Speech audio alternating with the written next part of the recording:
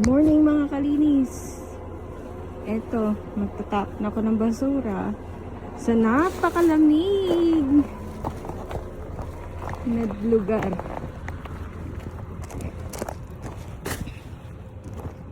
Plus negative 29 eh. So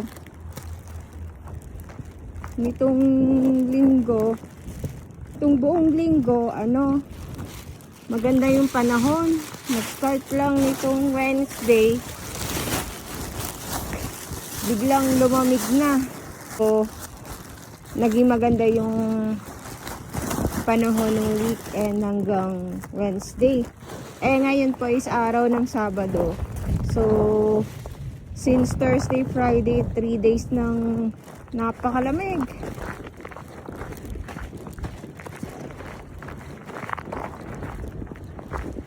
Isang malaking bag tsaka isang maliit na garbage bag yung dala ko ngayon eh. So pinapadaus-dus ko na lang yung malaking bag dito sa yelo para hindi ako mahirapang magbuhat. Yun yung kulay blue na yun, dun tayo magtatapon. Ganito ang buhay namin sa Canada. Kailangan lang ng tiyaga.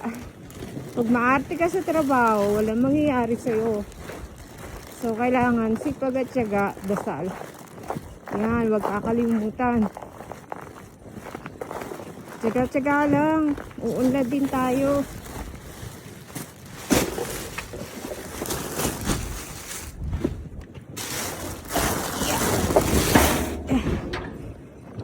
Yan.